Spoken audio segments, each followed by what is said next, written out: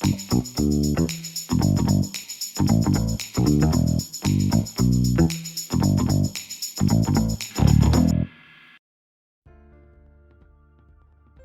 this demo, we're going to show syncing data between CMiC and CoreHR.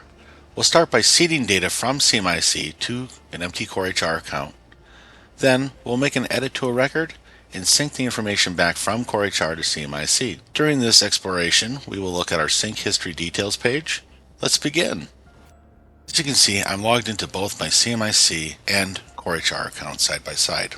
First, let's look at the CMiC company. I'm going to sync the EasyPeasy2 account because there's only a few records, so it'll move much faster for us. Back at the CoreHR page, I want to show you that this is an empty account. There's nothing here about this one person.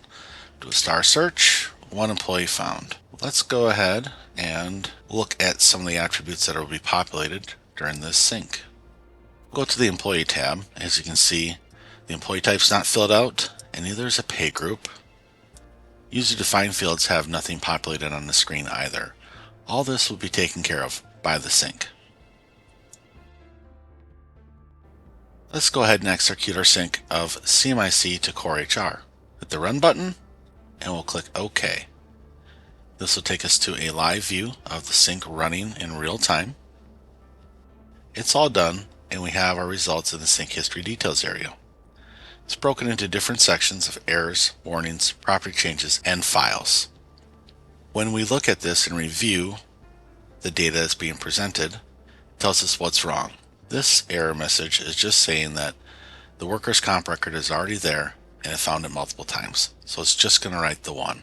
Our warnings is telling us that there are multiple federal tax exemptions found, overrides for all these employees. Gives us the employee information, including the employee ID and their name and the area. All these warnings are in regard to taxes for this particular sync this time. There are other warnings that are also user-friendly to identify what needs to be modified or changed. The Property Changes tab goes through every property that we've added or changed during the sync, broken down by area.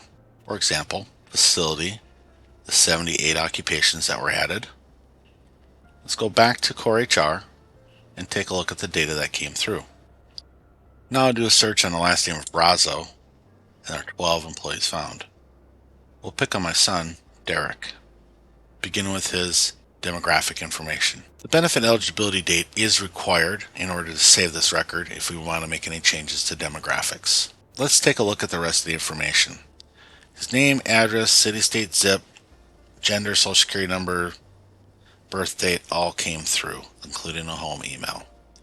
The Employee tab has his employee ID and his work email address, along with his employee type with a drop-down that's now populated, a payroll group, which is populated with values to select, and now our user-defined fields are all populated and filled out with the data we seeded from CMiC.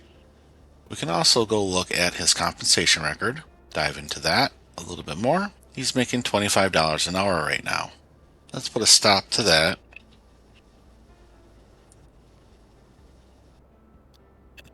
New compensation record for him. Selecting the regular rate. And let's say he makes $50 an hour now. This sync will also bring in his direct deposit information. Expand that here.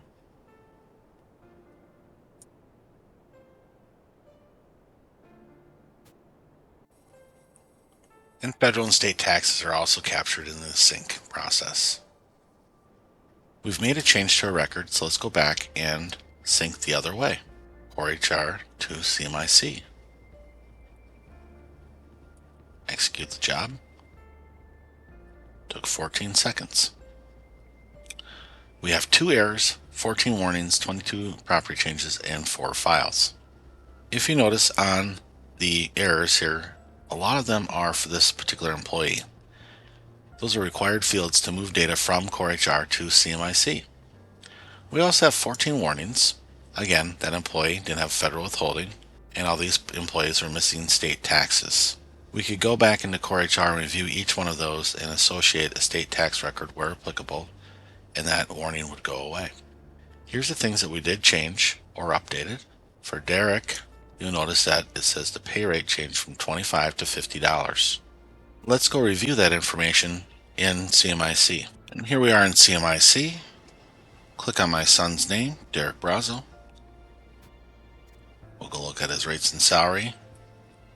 And there he is making $50 an hour now. That concludes the demo for CMiC and Core HR. We appreciate you watching to the end. Thank you so much and have a wonderful day.